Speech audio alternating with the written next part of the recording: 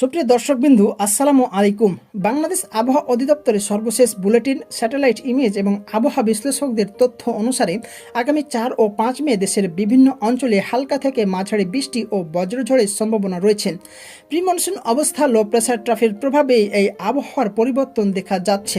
বিস্তারিত জেলাভিত্তিক পূর্বাভাস সহ পুরো প্রতিবেদন তুলে ধরছি আপনাদের সামনে। চলুন বিস্তারিত জেনে নেওয়া যাক। বাংলাদেশ আবহাওয়া অধিদপ্তরের 120 ঘন্টার পূর্বাভাস অনুসারে 4 মে এবং 5 মে দেশের বেশিরভাগ অঞ্চলে বৃষ্টিপাতের সম্ভাবনা রয়েছে। দমকা হাওয়া, বজ্রপাত এবং স্থানীয়ভাবে মাঝারি থেকে ভারী বৃষ্টির সম্ভাবনা রয়েছে। বৃষ্টি মূলত 4 থেকে 5 মে চলবে এবং পরবর্তীতে কমে আসতে পারে।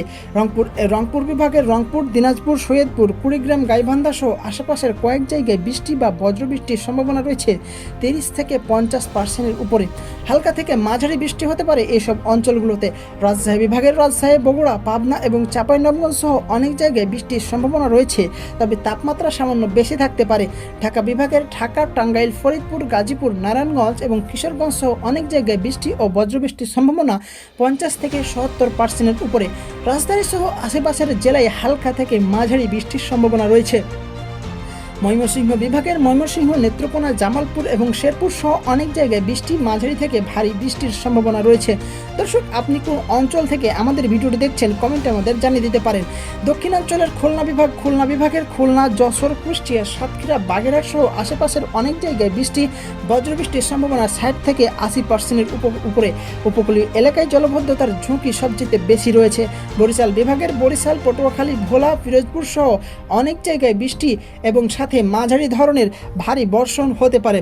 চট্টগ্রাম বিভাগের চট্টগ্রাম, কুমিল্লা, ফেনী, নোয়াখালী, কক্সবাজার সহ আশেপাশের অনেক জায়গায় বৃষ্টি এবং উপকূলীয় এলাকায় ভারী বৃষ্টির সম্ভাবনা রয়েছে।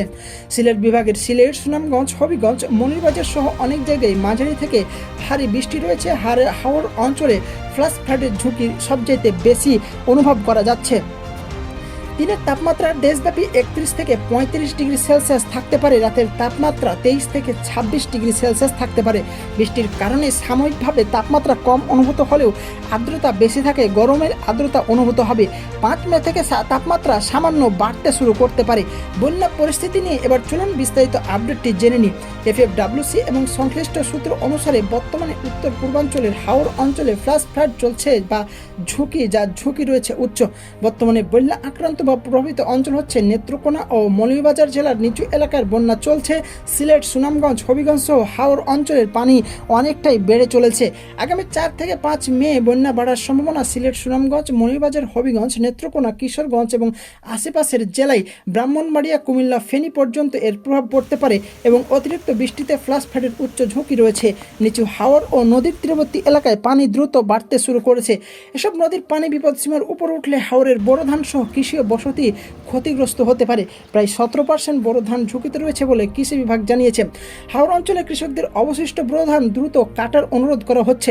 নদীর তীরবর্তী বাসিন্দাদের সতর্ক থাকতে বলা হচ্ছে। বজ্রপাত ও দমকা হাওয়া থেকে সাবধান। নিয়মিত BMW এবং FFWC এর আপডেট চেক করুন। প্রকৃতির সাথে সংগ্রাম আমাদের সতর্ক সবচাইতে বড় অস্ত্র। আরও আপডেটের জন্য সাথেই থাকুন। ধন্যবাদ। নিরাপদে থাকবেন।